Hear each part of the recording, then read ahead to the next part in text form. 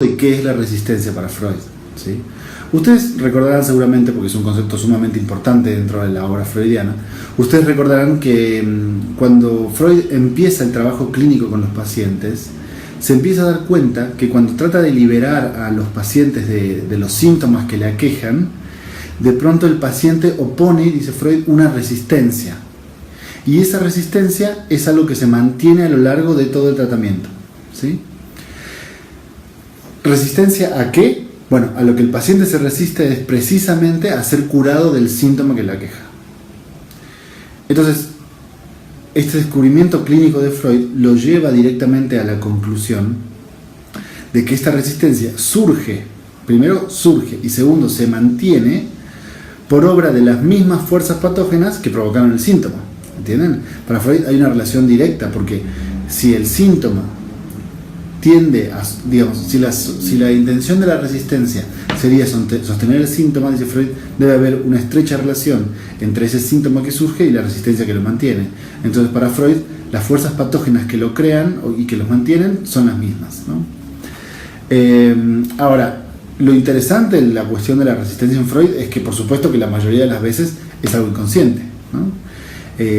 Y de hecho, me parece que ya es un gran paso lograr que a través de ciertos señalamientos, a través de ciertas interpretaciones, ciertos comentarios, el paciente pueda verlas, pueda ver todas estas resistencias. Es decir, que entienda, por ejemplo, que quizás esa llegada tarde, ese olvido del dinero, el hecho de olvidarse el dinero de la sesión de ese día, o el sueño que le da justo antes de tener que transportarse para la sesión, que pueda entender esas tres cosas, por ejemplo, como una resistencia. Ya es un gran paso que el paciente lo pueda hacer, ¿no? Ahora, yo pienso que es sumamente complicado entender el concepto de resistencia en su sentido más radical, justamente porque es, pienso yo, absolutamente contraintuitivo, ¿sí? El psicoanálisis es en general una disciplina contraintuitiva, pero creo que la resistencia, el concepto de resistencia, lleva esta característica de ser contraintuitivo al extremo, ¿sí? ¿Por qué? Bueno, aquí hay una idea de Freud que me gustaría compartirles, y la idea de Freud es más o menos, o sea, Freud lo explica más o menos en términos como estos. ¿Cómo puede ser que un paciente, dice Freud, ¿no?, que sufre con su síntoma y que ve sufrir, dice Freud, a sus parientes con su síntoma, que hace, primero que sufre y que hace sufrir, ¿no?, que hace tantos sacrificios para librarse de ese síntoma, que invierte tiempo, que invierte dinero, porque el psicoanálisis justamente no es en ese sentido una disciplina barata, incluso por el hecho de que uno se mantiene en ese tratamiento bastante tiempo, ¿no? Entonces, bueno, invierte tiempo, invierte dinero, invierte mucho trabajo, porque acuérdense que cuando Freud habla de lo que cuesta un psicoanálisis, dice Freud, ya ni siquiera pongan atención en el dinero, en realidad el psicoanálisis cuesta muchísimo esfuerzo, ¿no? Entonces invierte tiempo, invierte dinero, invierte trabajo, invierte muchísimo esfuerzo. ¿Cómo puede ser que ese paciente, ese mismo paciente, se resista frente a quien lo está ayudando a quitarse ese malestar? Dice Freud. ¿Ven? Es absolutamente contraintuitiva la idea, ¿sí? Entonces, yo creo que justamente por ser tan contraintuitiva, es que la gente que no sabe nada de psicoanálisis, que tampoco tiene por qué saberlo, ¿no?, se plantea la pregunta, o quizás psicoanalistas que no han entendido muy bien cómo funciona esta lógica, se pueden plantear cosas como, pero entonces usted no se quiere curar, ¿cuál es el tema? ¿Usted quiere seguir enfermo? ¿Cuál es la cuestión? ¿No?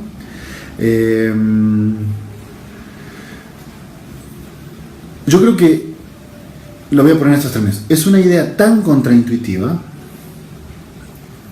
que de hecho, si ustedes no trabajan fuertemente la noción de inconsciente, nunca van a poder realmente entender la idea de resistencia, ¿sí? En ese sentido, sucede algo parecido con la noción de inconsciente, es decir, también es absolutamente contraintuitivo, porque cuando uno analiza, por ejemplo, desde una postura un poco ramplona, la cuestión de la voluntad, y es algo que sucede a veces clínicamente con los pacientes, ¿no? Es decir, los pacientes no pueden entender que ellos quieran y no pueden, ¿sí? Es decir, no lo pueden pensar, entonces lo que piensan rápidamente es que realmente no quieren. Esa es la lógica. Es decir, tienen un problema en el cual ellos quisieran poder hacer tal cosa, ¿no? Cualquier función que esté inhibida. En esto piensan incluso desde la lógica de Freud. Cualquier función inhibida. El paciente quiere hacerlo y finalmente no puede, ¿no? Entonces ellos mismos se plantean, bueno, ¿será que realmente quiero o será que en realidad no lo quiero hacer, ¿no? Lo pongo así porque fíjese cómo la cuestión de la voluntad pone en jaque, mejor dicho, la noción de inconsciente pone en jaque realmente la voluntad. Porque no es que el paciente no quiere hacerlo, sino es, si ustedes trabajan fuertemente la noción de inconsciente, van a poder entender cómo, a pesar de que quiere hacerlo, no lo puede hacer, ¿no? Creo que sucede exactamente lo mismo con la resistencia. Es decir, si ustedes trabajan fuertemente la noción de inconsciente, van a entender cómo, aun cuando quiere curarse, hace cosas para evitar que esa cura se lleve a cabo, ¿sí? Que sería la resistencia en Freud. Resistencia en el paradigma de Freud va a ser cualquier cosa que el paciente haga para evitar el curso del análisis, ¿sí? Es una definición canónica que da Freud. Cualquier cosa que el paciente haga para evitar el curso del análisis. Por eso, ustedes tienen que ya ir pensando que la primera aproximación de Freud a la transferencia fue concebirla como resistencia, ¿no? Ustedes recordarán que lo primero que piensa Freud en el caso de Dora es, claro, de forma resistencial lo que ella hace es ponerme en el lugar del padre y del señor K. Entonces, la primera aproximación con la que Freud se encuentra frente al concepto de transferencia es la transferencia como una resistencia, ¿no? Para esto les voy a leer una cita. La primera aproximación de Freud a la transferencia fue concebirla como una resistencia, ¿no? Entonces les traigo una cita de la conferencia número 19 de la conferencia de introducción al psicoanálisis, que es la conferencia sobre resistencia y represión. Cita textual, la cito y la explico después. Dice Freud: en lugar de recordar, repite unas actitudes y mociones afectivas de su vida que por medio de la llamada transferencia pueden emplearse para resistirse al médico y a la cura, ¿no? Es decir, el paciente, en vez de recordar, que sería la función que tiene el análisis, esta es la tesis fundamental de recordar, repetir y reelaborar, ¿no? La tesis es que el paciente repite en cambio de recordar. En recordar, repetir y reelaborar, los dos movimientos son absolutamente excluyentes. Si el paciente repite, entonces no recuerda, y si recuerda, deja de repetir. Esa es la tesis central del texto, ¿no? Entonces, lo que dice Freud en esta conferencia es que, en cambio de recordar, repite. ¿Qué repite? Actitudes y emociones afectivas. ¿Y en qué sentido las repite? En el sentido de que las transfiere sobre la figura del médico. Entonces, esta transferencia, dice Freud, puede emplearse para resistirse al médico y a la cura. O sea, uno utiliza la transferencia para resistir, ¿no? La transferencia como resistencia, que es justamente lo que les estoy contando ahora. Como les decía, este es básicamente el postulado de un texto de 1914 que se llama Recordar, repetir y reelaborar, por si les interesa trabajarlo, ¿no? Entonces, bueno, volviendo al punto central, que es lo que nos atañe el día de hoy, que es la resistencia, incluso la transferencia, ¿no? Incluso la transferencia, que después en Freud se va a convertir para él en una de las herramientas más importantes del análisis, ¿no? Porque llega un momento en donde para Freud la transferencia es una de las herramientas fundamentales del psicoanálisis. Incluso esa transferencia originalmente fue concebida como resistencia y puede utilizarse de forma resistencial, ¿no? Y eso no cambia en el desarrollo de Freud. Incluso posteriormente Freud piensa que la transferencia puede ser utilizada justamente como una resistencia, como la intención de detener el tratamiento, ¿sí?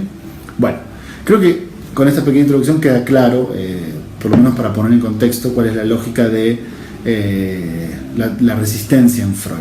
Solo a modo de introducción, ¿no? Ya me habrán escuchado decir, ¿no? Ya sabrán que yo sostengo una tesis, ¿sí? Y esa tesis es que Lacan es el psicoanálisis al revés, ¿sí? Lacan es para mí el psicoanálisis al revés. Para mí Lacan da vuelta a los principales planteamientos freudianos, ¿sí? Los pone al revés, o sea, los invierte, los subvierte si lo quieren pensar también, pero en ese sentido lo vamos a trabajar como que los invierte. O sea, para ponerlo en términos un poquito más lisos y llanos, para mí Lacan es el psicoanálisis pata para arriba. ¿Sí? Si ustedes dan vuelta absolutamente del psicoanálisis, queda los postulados de Lacan. Si dan absolutamente vuelta a Freud, les queda Lacan. Entonces, aquí cabe la pregunta que les podría hacer a ustedes, y es, ¿qué sería? O sea, tomamos el concepto de resistencia en Freud, ¿no? Es decir, la resistencia es una reacción del paciente frente al tratamiento, ¿sí? Para tratar de detenerlo. ¿Qué sería lo contrario de pensar que la resistencia es una reacción del paciente al tratamiento? Es decir, ¿qué sería exactamente lo inverso de pensar eso? Bueno, usted en este momento debe estar llegando a esa conclusión. Justamente, exactamente lo inverso es pensar que la resistencia es una reacción del analista. ¿Ven? Para Freud, la resistencia es una reacción del paciente, para Lacan es una reacción del analista. Esa es la inversión que genera Lacan. Es decir, pensar que si hay resistencia, esta resistencia proviene del psicoanalista. Y esta es justamente la propuesta de Lacan, ¿sí? En realidad esta es una idea bastante famosa de Lacan. Los lacanianos la repiten todo el tiempo. Y justamente por ser tan famosa, nunca se explica. Ustedes saben que son justamente las ideas más consabidas y las más repetidas las que menos se entienden, ¿no? Es algo que nosotros en psicoanálisis sabemos desde hace mucho tiempo, y en nuestra disciplina funciona igual. Aquellas ideas que más se repiten, que más se dicen, son las que menos se explican. Y justamente, como se repiten tanto y se explican tan poco, son las que menos se entienden. Una de las críticas más constantes, ¿sí? Son más frecuentes, con constante me refiero a frecuente, más para Lacan trabajar en serio, él dice, cuando uno trabaja seriamente es que trabaja en serie, ¿no? Entonces, una de las críticas que aparece de forma más serial en el trabajo de Lacan, una de las críticas más constantes que hace Lacan a los psicoanalistas durante toda su enseñanza es que en los medios donde Lacan enseña se encuentra con una ignorancia patente, es decir, con una gran ignorancia, con una ignorancia evidente. Eso es lo que él se encuentra cuando él comienza su enseñanza, dice Lacan, ¿no? Y él mismo afirma varias veces en su trabajo que esta ignorancia es una ignorancia generalizada. Es decir, para decirlo mal y pronto, ahora les voy a leer las citas que les traje para ustedes, pero para decirlo abiertamente, lo que Lacan está diciendo es: los psicoanalistas son absolutamente ignorantes, ¿no? Y ese es un fenómeno que él se encuentra cuando empieza el trabajo de su enseñanza, es decir, cuando empieza a dictar su enseñanza. Como les dije, les tengo algunas citas acá anotadas para sustentar lo que estoy diciendo, ¿sí? Entonces, de una conferencia que se llama El Discurso de Tokio, y es del año 75, es una conferencia absolutamente recomendable, no se la pierdan. Escuchen, porque es categórico. Si yo no hubiera tenido el público que tenía, a saber, médicos o psicólogos, es decir, personas absolutamente incultas, si yo no hubiera tenido el público que tenía, es decir, personas absolutamente incultas, digo incultas a secas, punto y coma, no saben nada, ¿no? Entonces, lo que Lacan está diciendo en el año 75, ya, ustedes recuerden que Lacan inicia su enseñanza en el 53. En el 75 nos dice, bueno, es que cuando yo empecé a dictar mis clases, lo que me di cuenta es que el público que yo tenía era de personas absolutamente incultas, es decir, que no sabían nada. Ahora, de otra conferencia que también les recomiendo, que se llama El psicoanálisis, razón de un fracaso, ¿no? En donde Lacan plantea abiertamente por qué su enseñanza fracasó, por qué el psicoanálisis de Lacan fracasó, lo plantea él mismo. Es del año 67, también se las recomiendo. Les leo la siguiente cita. Lo que vuelve a mi nombre son esas partes caducas de mi enseñanza, dice Lacan. O sea, lo que retorna cuando ustedes dicen Jacques Lacan son esas partes caducas, ya viejas, de mi enseñanza, de las que yo entendía que quedasen reservadas a una propedéutica. O sea, estas partes caducas de la enseñanza de Lacan, Lacan tenía la intención de que fueran una propedéutica. Un curso propedéutico implica un curso que ustedes toman antes de tomar las clases como tal, ¿sí? Porque lo que hacen los cursos propedéuticos generalmente es mediar un nivel. hacer que todo el grupo de estudiantes tenga más o menos un nivel estandarizado, ¿sí? O sea, que estén más o menos todos igual. Todo lo que dice Lacan es, eso que vuelve de mi enseñanza en realidad para mí era algo propedéutico, ¿no? Apenas les estaba empezando a enseñar cómo tenían que prepararse para empezar a estudiar psicoanálisis, ¿no? Sigo, 2 puntos. Puesto que de todos modos no son nada más que lo que me volvió de una carga preliminar, ¿no? De una intención preliminar, dice Lacan. O sea, ¿cuál es la intención preliminar? 2 puntos. O sea, disminuir la capa de ignorancia de la cual no es desfavorable que de ella haya procedido siempre el reclutamiento para el psicoanálisis. O sea, el reclutamiento para el psicoanálisis, el reclutamiento de psicoanalistas se hace de una capa de ignorancia, dice Lacan. Desde ahí se los recluta, desde la ignorancia. Dice, aunque bueno, en realidad eso no me parece que tenga nada de malo, dice, ¿no? De la cual no es desfavorable que de ella se proceda, pero que ha tomado el valor de drama. O sea, el hecho de que los psicoanalistas sean tomados de una capa de ignorancia no tiene nada de malo, me parece bien, dice Lacan. Pero ya es tan amplia la ignorancia que tienen que ya es un drama lo que aquí está sucediendo, ¿no? Entonces, bueno, esto dice Lacan en su conferencia El psicoanálisis, razón de un fracaso. Fíjense cómo, yo con estas 2 citas lo que les quería demostrar es la idea de que cuando él comienza su enseñanza se encuentra con una ignorancia patente, ¿sí? Con que los psicoanalistas son profundamente ignorantes. Y el problema, creo que es, que a lo largo de toda su enseñanza, Lacan articula el psicoanálisis con muchas disciplinas, ¿sí? Entrelaza el psicoanálisis, relaciona el psicoanálisis con muchas disciplinas. Lingüística, física, mecánica cuántica, teoría de discurso, topología, matemática, lógica, teoría de conjuntos, ¿no? Él articula a lo largo de toda su enseñanza el psicoanálisis con todas estas disciplinas científicas. Y lo que nota, cuando establece estas relaciones, nota que los psicoanalistas no saben nada de todo eso, ¿sí? No sabían nada de todo eso, eran muy ignorantes, dice Lacan. Por eso es necesario, y ahora se entiende, por eso es necesaria esta propedéutica inicial. Es decir, cuando Lacan, en otra conferencia que ahora no, la verdad es que no lo traje porque, bueno, uno siempre tiene que tratar de escoger un cierto número de citas, y las mejores citas son las citas donde el argumento es más poderoso, ¿no? Pero hay otra cita que no les traje para el día de hoy, en la que Lacan dice, sí, yo en mi enseñanza, sobre todo en los años 50, hablé sobre lingüística, dice él, pero en realidad eso tenía una intención propedéutica. O sea, no es que necesariamente fuera la lingüística lo más importante, porque después lo relacionó con muchísimas otras disciplinas, pero lo que él está diciendo es, pero era necesario que ustedes supieran lingüística para poder empezar a ser psicoanalistas, ¿entienden? Para poder empezar a ser psicoanalistas. Entonces, el inicio de su enseñanza, dice Lacan, tiene un valor propedéutico. Yo estaba preparándolos para lo que iba a ser realmente empezar a estudiar psicoanálisis, ¿sí? Entonces, yo creo que esa propedéutica es el resultado de que Lacan se da cuenta de que los psicoanalistas no saben nada. No saben nada de nada, son gente absolutamente inculta, entonces hay que enseñarles, ¿sí? Karen García pregunta, ¿cree que el psicoanálisis sea clave para la psicología del siglo XXI? Podría ser, Karen, solo que realmente todavía no termino de entender muy bien cuál es la relación entre una disciplina y la otra, ¿sí? ¿Cuál es la relación entre la psicología y el psicoanálisis? Me parece que eso es algo que todavía queda pendiente. Yo creo que hay mucha gente que piensa que el psicoanálisis sería como una subrama de la psicología, ¿no? Como si tuvieran tal escuela, tal otra y el psicoanálisis.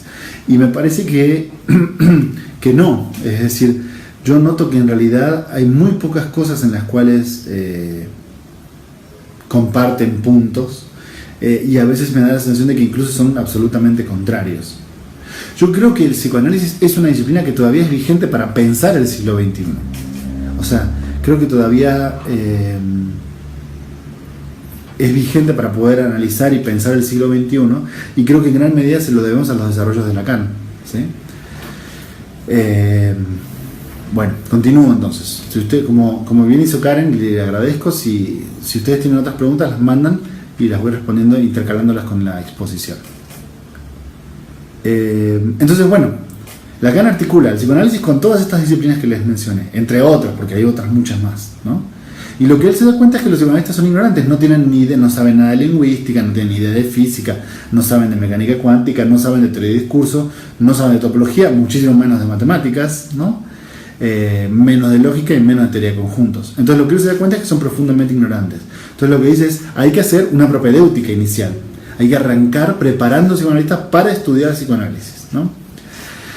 De todas maneras, me parece que lo más grave, a la conclusión más grave a la que Lacan llega, lo más dramático, no es la ignorancia que tenían los psicoanalistas sobre otras disciplinas, sino que Lacan se da cuenta que los psicoanalistas eran ignorantes del propio psicoanálisis.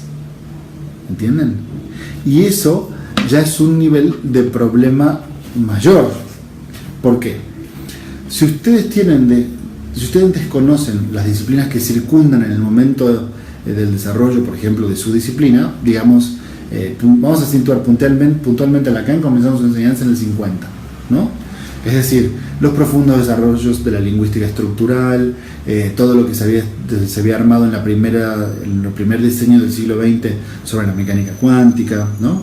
Y todo lo que se desarrollará después y que Lacan continúa articulando, todo lo que tiene que ver con los desarrollos de lógica, por supuesto. Si ustedes ignoran eso, digamos, tenemos un grave problema, dice Lacan. Y yo se los puedo ir enseñando, armamos un curso propedéutico y les voy enseñando las cosas que ustedes mínimamente deberían saber. Ahora, el problema se hace mucho más grave cuando él se da cuenta de que en realidad los psicoanalistas lo que más ignoran, o mejor dicho, lo que también ignoran es sobre el psicoanálisis. Y ahí la cosa se pone complicada, ¿no? Les traje varias citas, dice Lacan, son varias, así que bueno, prepárense, pero esta es parte fuerte de la exposición, ¿no?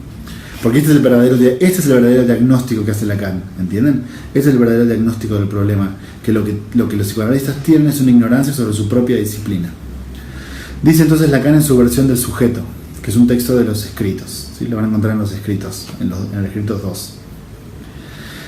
Dice Lacan, una carencia de la teoría, sumada a un número de abusos en su transmisión, que por no carecer de peligro para la praxis misma, resultan, tanto la una como los otros, en la ausencia total de estatuto. O sea, el psicoanálisis tiene una ausencia total de estatuto. ¿Por qué? Porque los psicoanalistas tienen una carencia en la teoría, es decir, carecen de teoría, y a eso le suman un número de abusos en la transmisión. ¿Entienden, no? O sea, como los psicoanalistas carecen de la teoría psicoanalítica, cuando la van a transmitir, cuando la van a enseñar, abusan de ella, por supuesto, porque no la conocen, dice Lacan. Y eso genera, dice Lacan, un peligro para la praxis, ¿sí? Ustedes saben que en Lacan, a diferencia de los psicoanalistas que vinieron después de Lacan, a los que me voy a referir como lacanianos, cuando yo me refiero a lacanianos, me refiero particularmente a los que siguen la enseñanza de Lacan, pero que no dicen lo mismo que Lacan, ¿sí? A ver, voy a hacer un paréntesis para responder la pregunta de Andrés. Dice Andrés, respecto a la inversión del psicoanálisis freudiano, ¿cómo cree usted que afectaría esta transfiguración metodológica en un análisis? Andrés, creo que tu pregunta es la clave de toda la cuestión. Me parece que afecta de forma patente, de forma brutal, de forma absoluta. Por eso, Andrés, yo no estoy tan a favor de esta idea que está muy en boga últimamente, que es la del freudo-lacanismo, ¿sí? La de Freud-Lacan, como si hubiera una continuación de Freud a Lacan, como si Lacan fuera una continuación de la lógica freudiana. Para mí no. Para mí es absolutamente lo contrario, ¿sí? Para mí es dar vuelta completamente el psicoanálisis de Freud, y eso tiene como efecto, me parece a mí, un cambio central en lo metodológico del psicoanálisis, refiriéndome a lo clínico, pero también en la forma metodológica de pensar el psicoanálisis, ¿sí? En una articulación, por ejemplo, formal del psicoanálisis. Para mí, el proyecto de Lacan es una formalización. Para mí el proyecto de Lacan es una formalización del psicoanálisis. El otro día lo estaba hablando con una persona que es matemática, sí, que es la persona que me ayuda a aproximarme desde toda mi ignorancia a las cuestiones matemáticas que trabaja Lacan. Y lo que yo le decía es, me parece que el proyecto de Lacan es una formalización del psicoanálisis. ¿A qué me refiero con formalización? A eliminar toda la parte empírica de los desarrollos freudianos y generar fórmulas que hablen sobre la estructura del psicoanálisis como tal. Así que muchísimo, Andrés, esa es mi respuesta. Bueno, ¿hay alguno más? Maximiliano Ramírez, ¿tiene algún ejemplo en el cual se relaciona el psicoanálisis con la matemática? Uy, Maximiliano, tengo miles de ejemplos, tengo cientos de ejemplos, justamente porque los colegas en general tienden a pensar que no hay ninguna articulación entre el psicoanálisis y la matemática, es más, que no hay ninguna articulación entre el psicoanálisis y la ciencia en general, ¿no? Entonces, bueno, frente a esa ola de gente que opina una cosa, uno tiene que ir juntando citas de Lacan para contrarrestarla. Tengo muchísimas, te cuento algunas. Por ejemplo, desde el seminario 2 de Lacan ya vas a encontrar Lacan articulando al psicoanálisis con la mecánica cuántica, ¿sí? O sea, Lacan diciendo, bueno, es que el sujeto del psicoanálisis se comporta como un electrón. Sigo, yo te voy dando ejemplos y bueno, tú después me dices si alguno de ellos te interesa y yo te mando los textos, ¿no? Sigo. En el seminario 9, por ejemplo, todo el desarrollo, el seminario 9, la identificación, todo el desarrollo del seminario está basado fundamentalmente en topología matemática, topología de superficies, ¿sí? Entonces lo que Lacan analiza es la esfera, la banda de Möbius, la botella de Klein, el cross-cap, ¿sí? Todas cuestiones profundamente de matemática, de topología de superficies. Digo así porque después, por ejemplo, en el seminario 18, ya 9 años después del seminario al que me refiero ahora, Lacan hace mención de la topología, que ya no es una topología de superficies, sino la formalización de la topología, donde ya son estrictamente letras del álgebra, ¿no? Bueno, con el álgebra, Lacan propone la frase de el álgebra lacaniana. Él lo que trata de hacer es determinar fórmulas algebraicas para eliminar lo empírico de los desarrollos. Entonces, por ejemplo, él dice, el falo se escribe phi, ¿no? La fórmula del fantasma, entonces se le escribe entre paréntesis S tachado bel A minúscula, ¿no? No importa que ahora no se entienda completamente cada una de las fórmulas, eso lo podemos trabajar en otro día. Lo que quiero es responder tu pregunta, ¿no? Y bueno, ya fundamentalmente en una conferencia que trabajamos el otro día con mi colega David Ochoa, el planteamiento de que el sujeto del psicoanálisis, y esto es textual, después les mando las citas, no las tengo aquí, pero el sujeto del psicoanálisis, dice Lacan, es el sujeto de la lógica, ¿no? Lo dice en Mi Enseñanza, una conferencia que se llama Mi Enseñanza, está editada por Paidós, la tengo ahí atrás, está editada por Paidós, ¿no? Por el señor Jacques Miller, y lo que Lacan dice abiertamente es, la clave de Mi Enseñanza es que el sujeto del psicoanálisis es el sujeto de la lógica. Entonces hay una articulación profunda entre el psicoanálisis y la lógica. Y lo último, con esto termino tu pregunta, Maximiliano, son todos los grafos que Lacan articula durante todo el tiempo, ¿no? Si ustedes abran los escritos y pasen las hojas rápidamente, ¿no? Así pasen el dedo y pasen las hojas, lo que van a ver es que cada 2-3 páginas hay un grafo. Hay un grafo, hay un esquema, hay un modelo, ¿sí? Si lo van a ver, si lo ven en el seminario, por ejemplo, también. La clave de los seminarios es, a lo largo de las clases, ir desarrollando grafos matemáticos para explicar las cosas que él supone que le corresponden al psicoanálisis, ¿no? Entonces, en ese sentido, me parece que es abiertamente una formalización, Maximiliano. Bueno, espero haber dado varios ejemplos sobre eso. Una pregunta más y retomamos la exposición. Jacques Rebel hizo este famoso movimiento en el cual alguien revela el truco de magia antes de que sea el momento, ¿no? Jacques Rebel, estoy completamente de acuerdo contigo. Él dice, ¿se podría entender la perspectiva actual de los lacanianos como una resistencia a Lacan? Estoy completamente de acuerdo. Es más, Jacques, yo te diría que la intención de esta presentación es justamente llegar a esa conclusión. Diagnóstico que no está hecho por mí, está hecho por el propio Lacan. Ya el malentendido de Lacan es algo que ya el propio Lacan diagnostica en vida. Cosa que, bueno, ahora no me quiero adelantar, vamos a ir desarrollando el tema para que sea más accesible para todos, pero rápidamente te respondo que sí, absolutamente, estoy absolutamente de acuerdo contigo. Me parece que es una resistencia a Lacan, ¿no? Por eso para mí ser lacaniano es una cosa y Lacan es otra cosa. Es más, yo tiendo a pensar que lo lacaniano es absolutamente lo contrario de Lacan.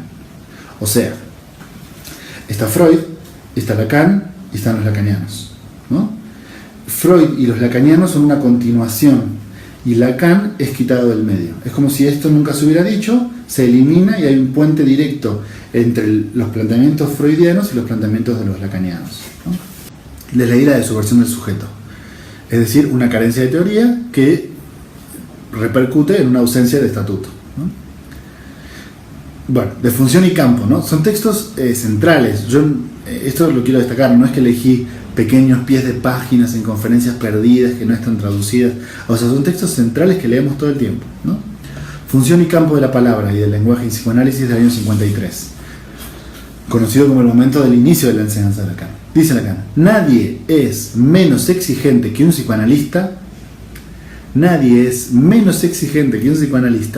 sobre lo que puede dar su estatuto a una acción que no está lejos de considerar él mismo como mágica, ¿no? O sea, el psicoanalista mismo considera que su acción es mágica y nadie es menos exigente que él mismo para tratar de dar un estatuto a eso que hace. Continúo.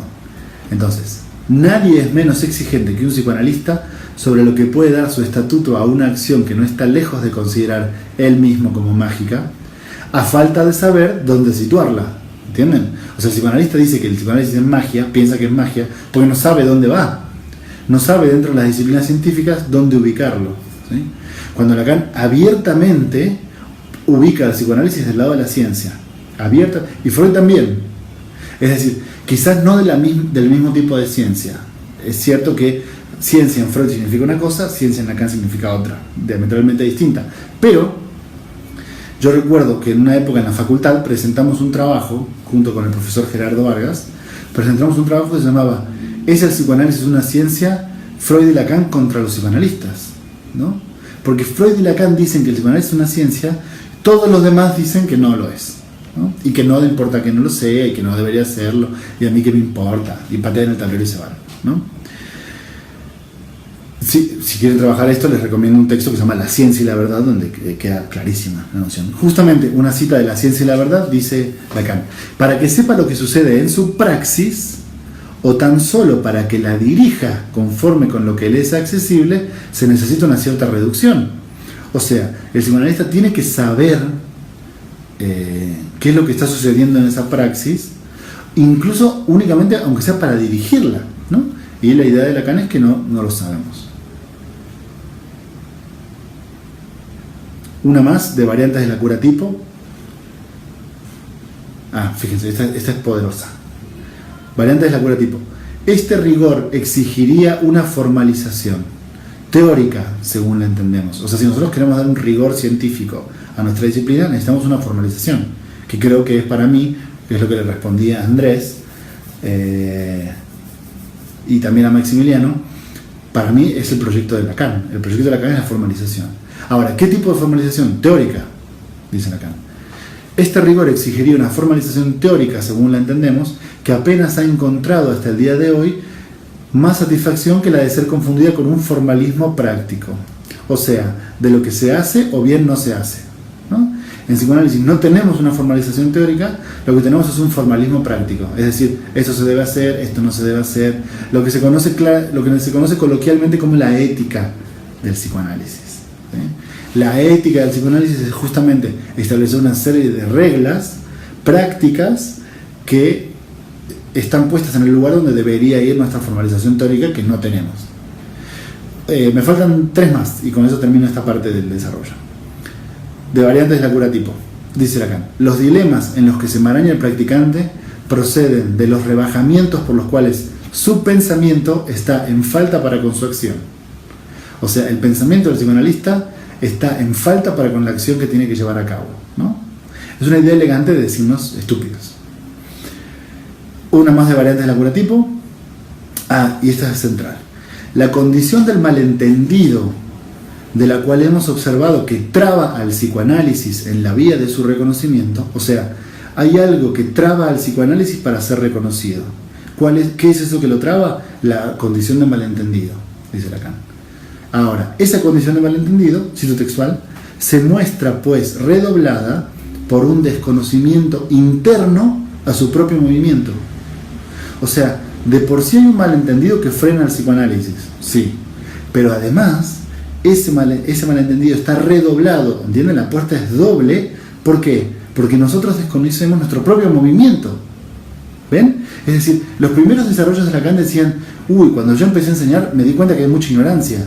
Y luego Lacan dice, es que en realidad no es que haya ignorancia, hay ignorancia sobre el propio psicoanálisis, ¿no? Y del psicoanálisis razón de un fracaso, la conferencia del 67 que les decía recién, la última cita. No saben nada de su acto, están sobre los psicoanalistas, y dice, no saben nada de su acto, y menos todavía de que el acto que hacen entrar en el juego de las causas es darse para ser su razón, ¿no?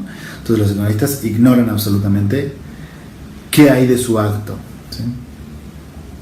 Bien, termino la parte tediosa pero necesaria siempre de las citas, y me parece en realidad que con estas citas, yo sabía que eran varias y sabía que era tedioso, pero para mí era importante porque yo necesito justificar que no estoy exagerando la postura de Lacan, ¿entienden? Y creo que con esta cita queda justificado. Ahora bien, lo interesante es que Lacan da una explicación de esta ignorancia.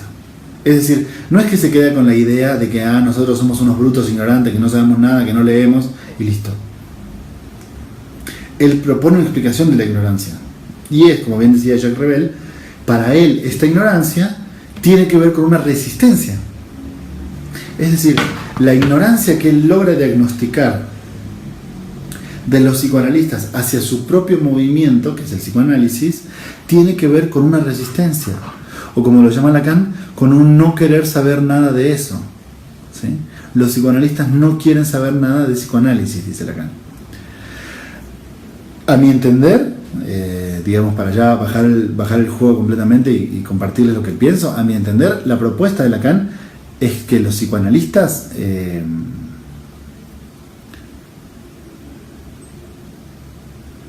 tienen una resistencia al psicoanálisis, ¿no? O sea, para mí la propuesta de Lacan, hablando lisa y llanamente, es que los psicoanalistas tienen una resistencia al psicoanálisis, y al psicoanálisis como discurso, esa creo que es la clave. O sea, la resistencia está en la teoría psicoanalítica. Por supuesto, les traje algunas citas para sostener esta hipótesis que les estoy compartiendo, pero permítanme contarles un poquito sobre el desarrollo de qué es lo que se viene trabajando.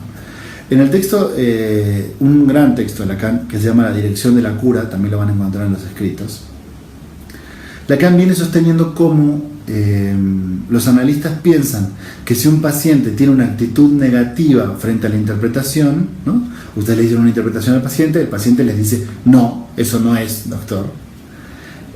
Lacan viene diciendo, bueno, los psicoanalistas piensan que eso sería una resistencia, ¿no? Pero eso, por supuesto, es desconocer los postulados de Freud, porque justamente lo que Freud dice es que en realidad uno tendría que ignorar la respuesta del paciente. La respuesta tanto por sí como por no. Es decir, ustedes lanzan la interpretación y si el paciente dice, claro, doctor, es que usted es un genio. ¿Cómo no lo pensé antes? Esa es la clave de mi padecimiento.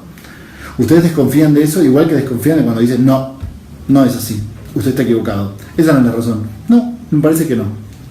Ninguna de las dos, dice Freud, hay que confiar en ellas.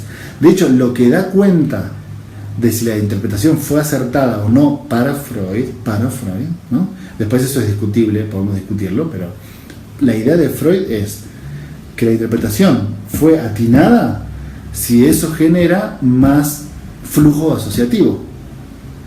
Si no genera más flujo asociativo, no fue una interpretación atinada. Y si genera más flujo asociativo, fue una interpretación atinada, independientemente de que el tipo diga que sí o diga que no. ¿Ok? Además, y aquí también hay un punto que es central, lo trabajamos durante este año con la presentación de la crisis secreta del psicoanálisis. Además, acá entre nosotros, que no nos está viendo nadie, para Freud, cada vez que un paciente dice que no, significa que sí, ¿no? Es decir, precisamente la teoría de la negación-represión de Freud es que si el tipo dice que no, es sí. Entonces, estrictamente hablando, ¿qué sería pensar que porque el paciente dice que no, hay una resistencia allí, ¿no? Bueno, de eso viene hablando Lacan. Entonces, esta pequeña introducción fue para introducirles la cita que ahora les voy a comentar, y la pueden encontrar justamente en la dirección de la cura. Cito textual a Lacan: siempre se solicitará el fenómeno en el sentido de un asentimiento del sujeto, omitiendo lo que resulta. Asentimiento significa decir que sí, ¿no? Se solicitará el fenómeno en el sentido de un asentimiento del sujeto, omitiendo completamente lo que resulta de las expresiones de Freud sobre la negación como forma de confesión. Esto que yo les decía, ¿no? Para Freud, si uno dice sí, es sí, y si uno dice no, también es sí. Entonces, creer que el sujeto tendría que asentir para tener algún tipo de transferencia positiva es desconocer las expresiones de Freud, dice Lacan, ¿no? Así es como la teoría, esta es la parte central, presten atención, así es como la teoría traduce la manera en que la resistencia es engendrada en la práctica. O sea, la resistencia que se presenta en la práctica clínica, o sea, en el tratamiento, en realidad se engendra en la teoría. La resistencia que ustedes ven en el dispositivo por parte del psicoanalista, esencialmente se creó durante la teoría. O sea, lo que realmente está resistiendo el psicoanalista no es a lo que sucede en el consultorio, sino a la teoría del psicoanálisis, ¿no? Entonces dice Lacan, no hay otra resistencia al análisis sino la del analista mismo, que es la gran frase que se dice todo el tiempo, que los lacanianos dicen todo el tiempo, y que es tan conocida que no se entiende nada, ¿no? Porque ¿qué significaría que un psicoanalista resista al tratamiento? Entonces, volviendo a la cita, ¿qué es lo que se omite? ¿Qué es lo que se omite? Las expresiones de Freud, ¿no? O sea, hay una resistencia a lo que Freud dijo, a la teoría de Freud, esa es la clave. Es decir, si yo resisto las expresiones de Freud, lo que resisto son los postulados de Freud. Lo que resisto es entender teóricamente lo que Freud está diciendo. Entonces el movimiento consiste en resistirse a los conceptos psicoanalíticos, porque es no entender, por ejemplo, qué es una resistencia, qué es una interpretación, en qué momento la interpretación fue buena, cuál no fue buena. Y entonces, en lugar de comprender y adoptar los conceptos psicoanalíticos, en ese lugar se pone que el sentido común, ¿sí? El psicoanalista cede al sentido común. Entonces, si el paciente dice que no, está muy resistente. Y si el paciente dice que sí, bueno, tiene transferencia positiva, ¿no? Pero eso es algo que puede pensar mi tía Martita, ¿entienden? Y si lo piensa mi tía Martita está buenísimo, pero ustedes no deberían pensarlo así. ¿Por qué? Porque ustedes están un paso más allá del sentido común, ¿sí? El trabajo del psicoanalista es, como dije hace un rato, profundamente contraintuitivo. Entonces ustedes pueden pensar que aunque él diga que no, es sí, que es absolutamente contraintuitivo, ¿no? Entonces, ¿cuál sería el sentido común? Bueno, justamente que pensar que si el paciente dijo que no, entonces está resistiendo, dice Lacan. Ahora, yo creo que el problema aquí es que para Lacan hay algo de lo novedoso del psicoanálisis que genera resistencia en los propios psicoanalistas. Creo que esa es la clave. Es decir, hay algo, y apunto otra vez al comentario de Jacques, ¿no? Hay algo en esto novedoso que el psicoanálisis como discurso viene a traer. Dice Maximiliano, es como escuchar lo que no se dice. Sí, pero claro, es como escuchar lo que no se dice, sí, pero eso podría tener también una beta genial, ¿no? Es decir, porque parte de lo que sucede en el tratamiento es escuchar lo que no se dice. No está esto dicho en el discurso del paciente, aún así yo lo escucho y lo leo entre líneas, que es la idea de sujeto de Lacan, ¿no? Coincido con la idea, pero es todavía peor, Maximiliano, porque es escuchar lo mismo de siempre, digamos, ¿no? Es escuchar lo mismo de siempre, que no está dicho en ese texto, pero que está dicho todo el tiempo. Esa es la clave del sentido común, ¿no?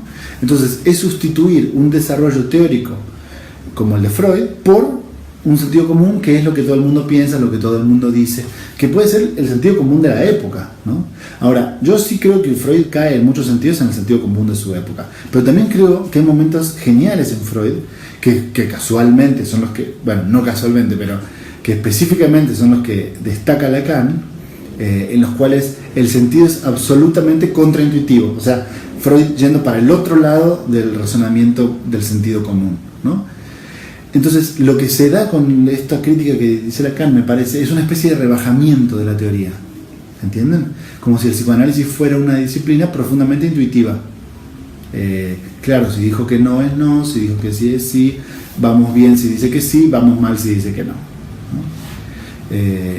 Claro, eso impide, por ejemplo, pensar que en realidad podemos ir muy mal si dice que sí, y en realidad podemos estar yendo por el camino correcto aunque diga que no, ¿no? Entonces, coincido, Maximiliano, no solamente escuchar lo que no se dice, sino en ese lugar donde lo que se dijo no es escuchado, se pone lo que nosotros suponemos que es lo que se debería haber escuchado. Ese sería como mi comentario al altura. Sí, les estaba diciendo que hay algo de lo novedoso del psicoanálisis, creo, para Lacan, que a los psicoanalistas no les gusta mucho, les genera cierto rechazo, ¿no? Y quizás algo que ellos mismos no quieren saber, ¿sí? Una cita para sustentar esta idea y la discutimos, a ver qué les parece. De El psicoanálisis, razón de un fracaso, una conferencia que no se pueden perder, ¿sí? Se llama De Roma 53 a Roma 67, porque es una segunda conferencia que Lacan da 3 conferencias en Roma, ¿no? La primera, que es la que inicia el famoso discurso de Roma, que es el que inicia su enseñanza. De Roma 53 a Roma 67, 2 puntos, el psicoanálisis, razón de un fracaso, y la tercera, ¿sí? Son las 3 conferencias que da Lacan en Roma. Aquí nos estamos refiriendo a la segunda, ¿sí? El psicoanálisis, razón de un fracaso. Cito textual. Habiendo consistido el esfuerzo de los psicoanalistas durante décadas, escuchen esto, es brutal, habiendo consistido el esfuerzo de los psicoanalistas durante décadas en tranquilizar a propósito de este descubrimiento, se refiere al inconsciente, Lacan viene hablando del inconsciente, o sea, durante muchas décadas la intención de los psicoanalistas fue tranquilizar a la gente con respecto al descubrimiento del inconsciente, ¿sí? Dice Lacan. El más revolucionario que hubo para el pensamiento. Habiendo consistido, ¿no?, el esfuerzo de los psicoanalistas durante muchos años en eso, las cosas llegaron a que estos, o sea, los psicoanalistas, a que estos reprodujeran la recaída. Los mismos psicoanalistas reproducen la recaída, dice Lacan. 2 puntos. Por haber querido tranquilizarse ellos mismos al respecto, consiguieron olvidar el descubrimiento. ¿Entienden? Es un movimiento genial. O sea, dice Lacan, a ver, se da el descubrimiento del inconsciente. Quizás el más importante, cito textual, el más revolucionario que hubo en el pensamiento, ¿sí? Se descubre el inconsciente. ¿Qué hacen? ¿Qué pasa? Un revuelo total, obviamente. Dice Lacan. Entonces, durante décadas, los psicoanalistas se trataron de dedicar a tranquilizar a todos los demás con respecto de esta revolución, ¿no? Como decir, bueno, tranquilos, no pasa nada. El efecto de esa intención de tranquilizar fue que ellos reprodujeron la recaída. Entonces, por haber querido tranquilizar a los demás, empezaron a querer tranquilizarse ellos mismos al respecto del descubrimiento del inconsciente. ¿Cuál fue la conclusión? Que consiguieron olvidarlo. ¿Entienden? Entonces, para Lacan queda muy claro que el verdadero problema fue que esas resistencias que Freud veía, que hay un texto genial de Freud que se llama Las resistencias al psicoanálisis, lo que dice Lacan es que los psicoanalistas también se montan en esa resistencia y por intentar tranquilizar el descubrimiento lo olvidan. Entonces el descubrimiento que había sido tan genial queda tapado de nuevo, ¿entienden? Y creo que aquí hay algo interesantísimo, ¿no? Es decir, Freud ya tenía, como les dije hace un momento, Freud ya tenía esta idea. Freud ya tenía la idea de que el psicoanálisis generaba resistencias. Hay un texto genial, se los digo, de Freud, y lo trabajamos mucho, como les dije, este año en La crisis secreta del psicoanálisis.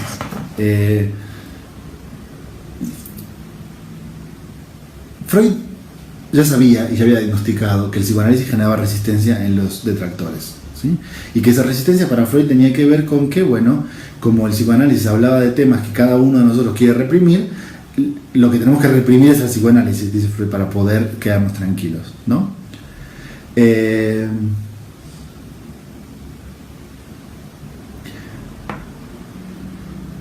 Pero el diagnóstico de Lacan va un paso más allá.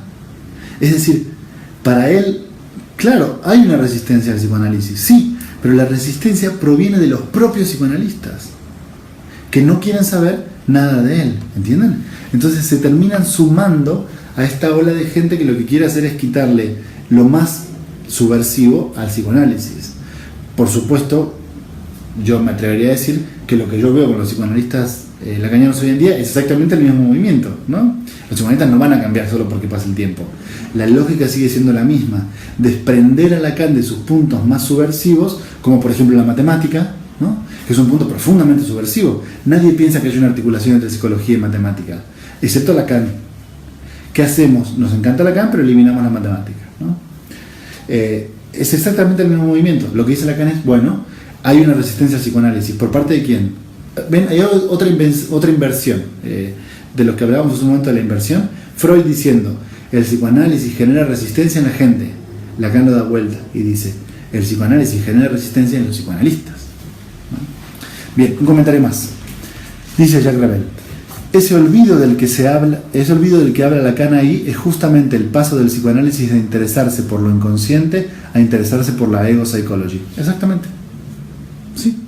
Es un movimiento en el cual todas las cuestiones inconscientes dejan de ser lo importante y entonces,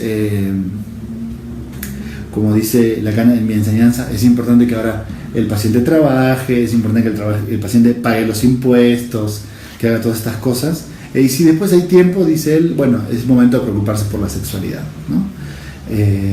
Bien, coincido con el comentario, Jack.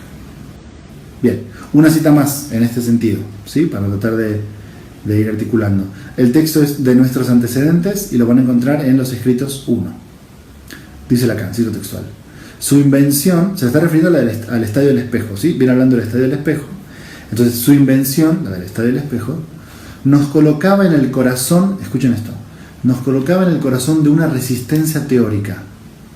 Ustedes piensen que el texto del estadio del espejo de Lacan es del año 33, ¿no?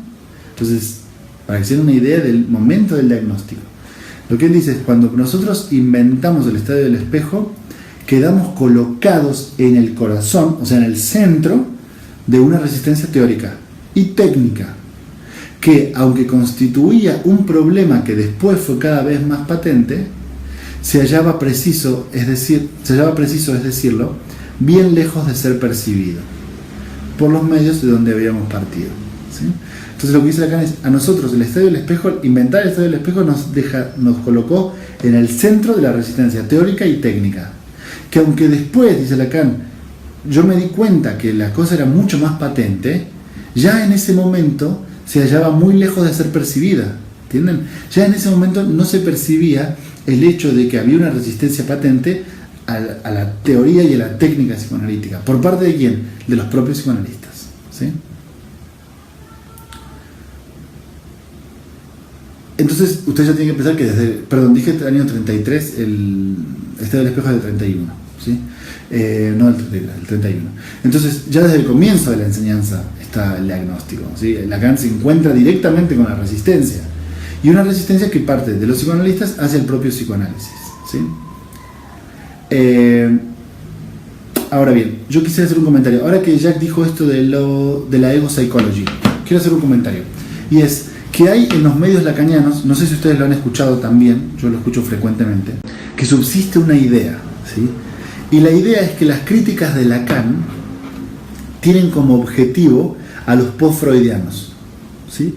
Particularmente a la ego psychology, como dijo Jack recién.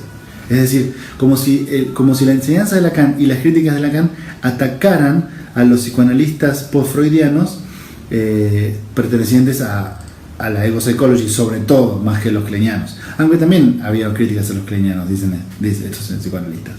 Entonces, yo creo que aquí hay una idea romántica, y la idea romántica la podría establecer en esos términos.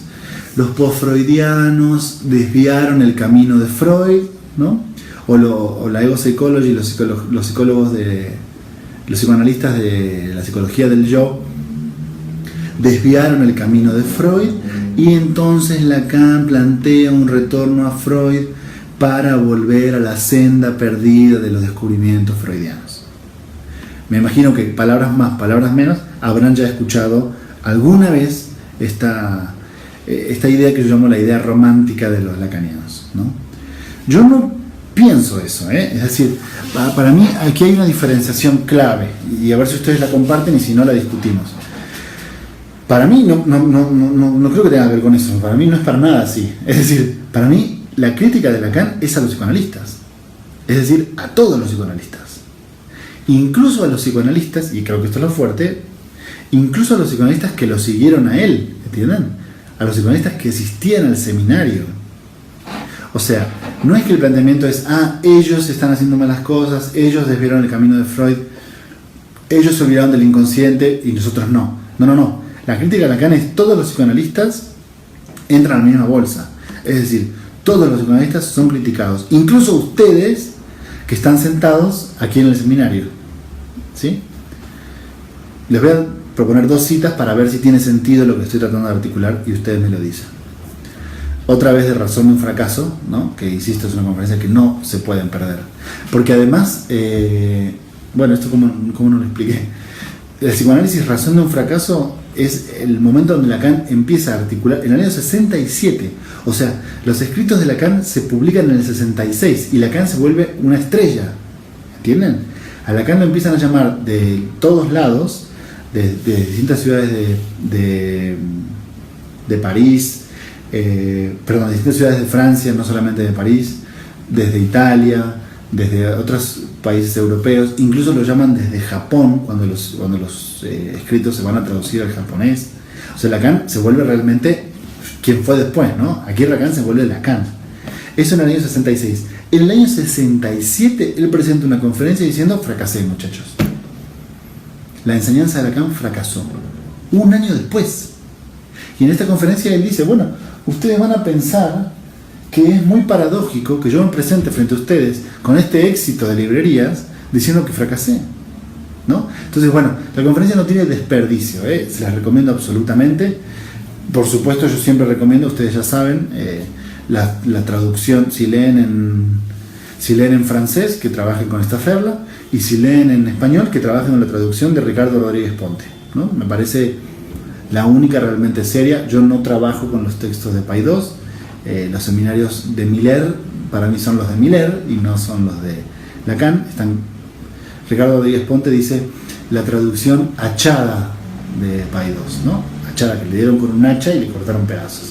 Entonces, bueno, esta conferencia la pueden encontrar en la página de la Cantera Freudiana, lacanterafreudiana.com.ar. En esa dirección van a encontrar, ustedes entran, ponen biblioteca online, Jacques Lacan, y van a encontrar todos los textos que están traducidos y editados en la versión crítica de Ricardo Rodríguez Ponte, que no tiene desperdicio.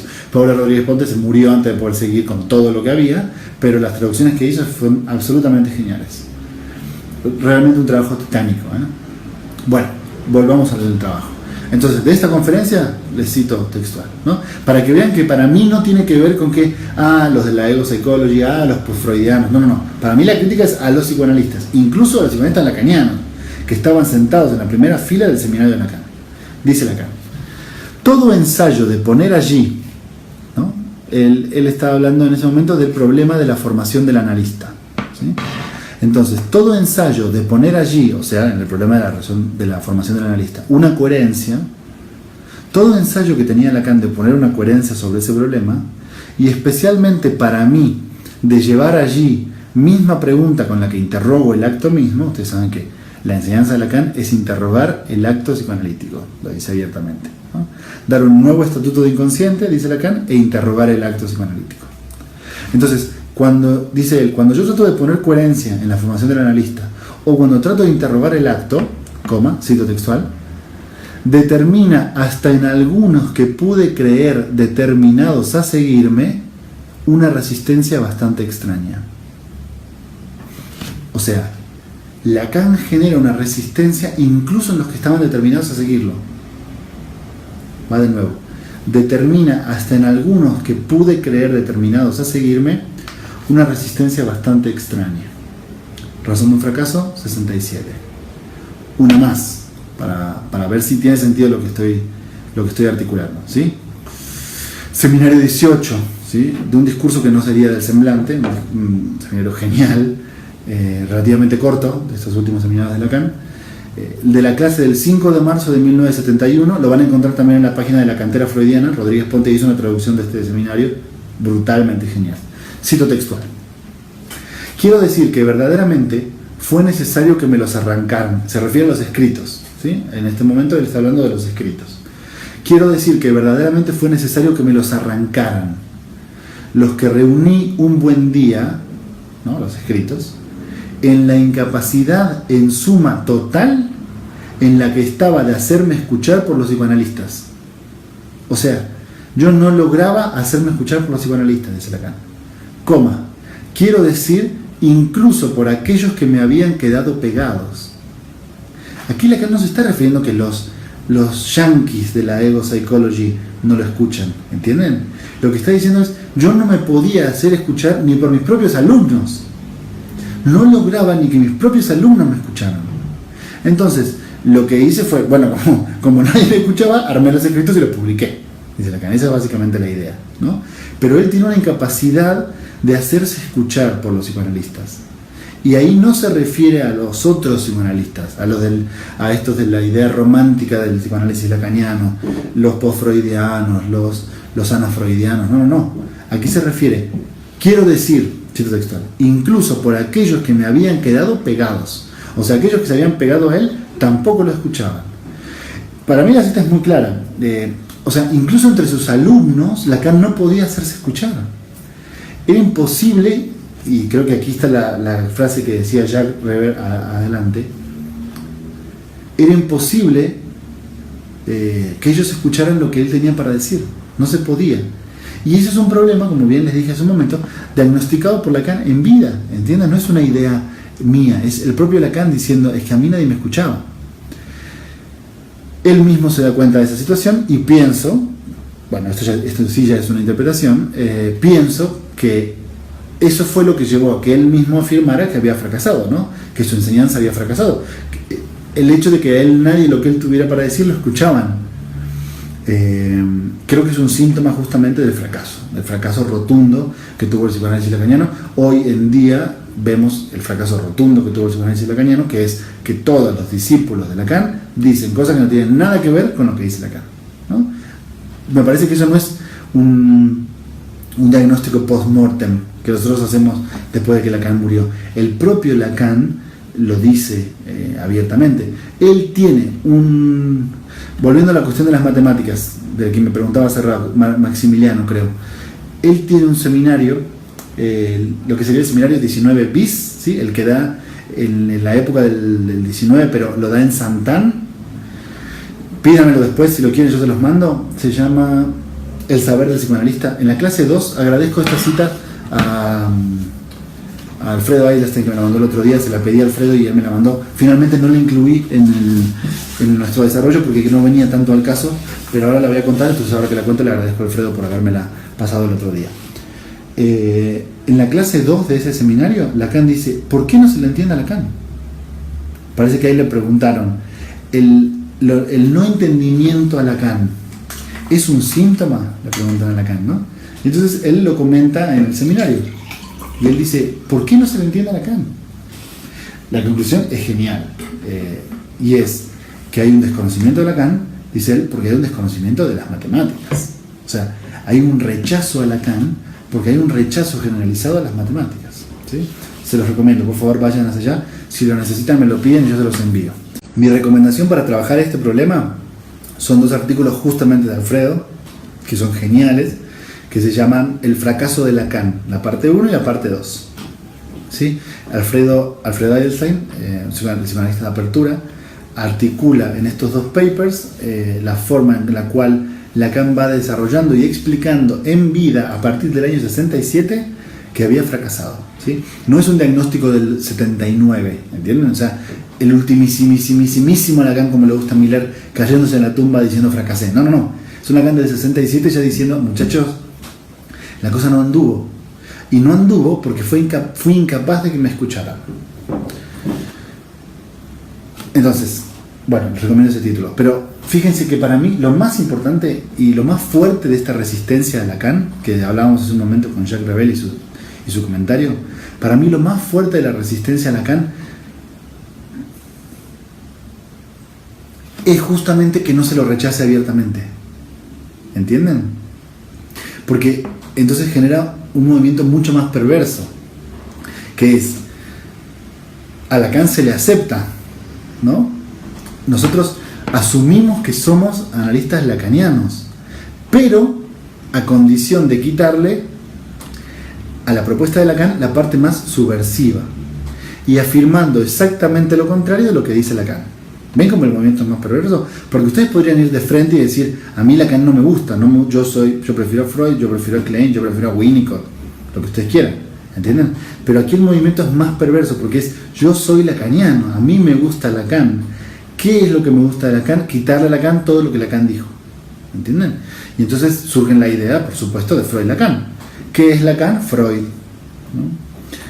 Yo creo que ese rechazo al que me refiero, es decir, el rechazo de la aceptación, o sea, lo acepto pero eliminando, lo rechazo pero pensando que lo acepto, creo que es el peor de los rechazos, ¿sí? Es lo peor que le podría haber pasado a Lacan, y creo que él mismo se da cuenta de que fue lo que le sucedió. Por eso los escritos se venden tanto, dice Lacan. Los escritos fueron un éxito de publicación y aún así la enseñanza de Lacan es un fracaso.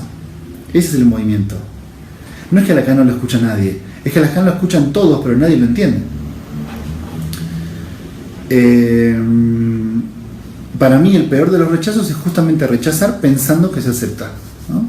Y creo que eso es lo que le sucedió a Lacan. Es como el racismo, ¿entienden? O como el machismo. Es decir, el verdadero problema del racismo, vamos a empezar por el racismo, el verdadero problema del racismo no es el racismo ramplón, ¿entienden? Del tipo que dice, los negros valen menos, los negros son inferiores, hay que esclavizarlos, son todos esclavos, hay que matarlos a todos. El verdadero problema del racismo no es el racismo ramplón de ese tipo, porque ese racismo es tan abiertamente criticable, de un tipo que diga que a los negros hay que matarlos, o a los negros hay que esclavizarlos, o a los chinos no sé qué, o a los latinos no sé qué, es tan abiertamente criticable que es prácticamente inofensivo ese racismo. El verdadero problema, me parece, es el microracismo, ¿entienden? El racismo bien pensante, el racismo de las buenas costumbres. No, bueno, es que somos culturas tan distintas, tienen otras costumbres que nosotros no podemos comprender, son muy diferentes a nosotros, ¿entienden? Ese racismo bien pensante es realmente el problema, porque como no es tan patente, justamente es subrepticio y es el que triunfa. El otro no, el ramplón no. Y con el machismo sucede lo mismo. Es decir, el problema no es el tipo que dice que las mujeres habría que pegarles para que aprendan. El problema no es ese tipo de machismo. El verdadero problema para mí es el discurso sutil, ¿entienden? Es el machismo mucho más sutil, el micromachismo. Es decir, el que sostiene cosas como, bueno, las mujeres son un misterio, es un continente oscuro, como decía Freud, ¿no? La postura de Freud es profundamente machista. Las mujeres son un misterio, son un continente oscuro, hay algo de ellas que es muy difícil de entender, porque en realidad lo que está de fondo es la idea de que son medias locas, o sea, son medio locas, son medio extrañas. Entonces, ese es para mí el machismo que debería preocuparnos, no el otro. Porque el otro, por ser tan ramplón, no va a ningún lado, ¿entienden? Es abiertamente criticable. En cambio, este otro es el que decimos todos. Entonces, es el que se termina infiltrando en la forma que uno piensa y tiende a pasar desapercibido. Yo creo que lo que le pasó a Lacan fue exactamente lo mismo, ¿entienden? Porque si a Lacan lo atacaran abiertamente, por ejemplo, una vez yo dialogando con la doctora Laura Palomino, aprovecho por mandarle un saludo, ella me decía, escuchen el planteamiento, a mí Lacan me cae mal. ¿Por qué? Le decía yo, porque es muy ególatra. Entonces yo Lacan no lo leo, decía ella. Yo trabajo a Freud, trabajo los autoanalistas, pero Lacan no me gusta, no trabajo directamente a él, lo rechazo. ¿Entienden? Y hay un rechazo abierto a Lacan. Es decir, ella está diciendo que Lacan no le gusta porque es un egocéntrico. Bueno, habría que analizar qué significa egocéntrico, si tiene algún sentido rechazar a un autor por su personalidad, muchas cosas muy interesantes, pero que aquí implican un choque directo. ¿Entienden? A mí Lacan no me gusta por esto y por esto y por esto. Lo peor, dice Maximiliano, es el que naturaliza el machismo, exactamente. Y esto es el que naturaliza la crítica de Lacan. El rechazo de Lacan queda naturalizado. Porque Laura Palomino me dijo ese día, a mí no me gusta y por eso yo no lo leo. Frente a eso podemos hacer cosas, ¿entienden? Podemos discutir, podemos converger, podemos no converger, pelear puntos y demás. El verdadero problema es el tipo que dice, no, si a mí Lacan me encanta. No, yo soy lacaniano, no, para mí Lacan, el discurso, lo más importante, el sujeto, pero no tiene ni idea de lo que está diciendo, ¿entienden? O piensa absolutamente lo contrario de los postulados de Lacan. Ese rechazo es un rechazo mucho más difícil de eliminar, ¿sí? Porque es un rechazo del cual la misma persona no se da cuenta. Y yo creo que ese es el mismo problema que diagnostica Lacan. Es decir, tengo 300 personas en mi seminario, vienen 300 chicos en mi seminario y nadie entiende lo que estoy tratando de decir. Pero a todos les encanta Lacan y compran todos los libros, ¿entienden? Ese es el verdadero problema. Yo creo que ese es el punto clave del rechazo a Lacan, que es el problema con el cual nos enfrentamos hoy en día, ¿no? Un rechazo naturalizado, es decir, a mí me encanta Lacan cuando en realidad lo que estoy haciendo es negarlo completamente. Y concluyo diciéndoles, ¿no?, que al menos desde mi perspectiva, la idea de la resistencia del analista en Lacan denuncia un profundo desconocimiento de la teoría psicoanalítica, ¿sí? Y un rechazo a los postulados de Freud y de Lacan. Para mí esa es la resistencia del psicoanalista, ¿entienden? Es una resistencia a Freud, es una resistencia a Lacan. ¿Qué queda en su lugar? ¿Sí? Porque si ustedes eliminan los conceptos propuestos por Freud y por Lacan, quedan huecos. ¿Qué quedan en esos huecos? Bueno, creo que lo más antinómico del psicoanálisis, es decir, el sentido común. Lo que queda en el hueco es sentido común. Pienso que la verdadera resistencia de los psicoanalistas, y a ver si con esto trato de englobar mi idea, pienso que la verdadera resistencia de los psicoanalistas es leer a Lacan y no encontrar allí más que lo que siempre han sabido, ¿entienden? Es leer a Lacan y encontrar allí, por ejemplo, a Freud, o es leer a Lacan y encontrar allí lo mismo de siempre. Me parece que esa es la resistencia, y en ese sentido es difícil trabajar frente a esa resistencia, porque es como si todos supusiéramos, o por lo menos el movimiento psicoanalítico lacaniano actual supone que eso está bien, ¿entienden? Que este desconocimiento de la teoría en el cual, bueno, Freud es igual que Lacan, es lo correcto, ¿sí? Bueno, con eso termino mi exposición. Hay una pregunta, hay un comentario de John Alex, lo voy a leer. Creo que la enorme capacidad de hermenéutica que se le hace al psicoanálisis es la que genera una resistencia así a él. Puede ser, podría ser, pero digamos, me parece que hay, a mí me parece que en psicoanálisis a veces se hace una exageración de la hermenéutica, es decir, un abuso hermenéutico, y hermenéutico en el sentido más ramplón del término, ¿no? O sea, una hermenéutica barata. Esta idea de que termina cayendo en la subjetividad posmoderna de, bueno, es que esto es para mí, las cosas son así para mí, entonces para mí Lacan dice esto en este texto, y lo que eso genera es esta idea de, entonces yo digo lo que yo digo, tú dices lo que tú dices, no podemos dialogar, porque al final del día todo es una gran subjetividad, que creo que es la idea que reina en Freud, no así en Lacan para nada, porque para mí la introducción del concepto del otro en Lacan justamente lo que hace es romper el solipsismo freudiano. Pero pienso que se llega a este abuso de la hermenéutica en la cual, con una utilización absolutamente ramplona de esta herramienta, lo que se supone es que las cosas son así para mí y punto.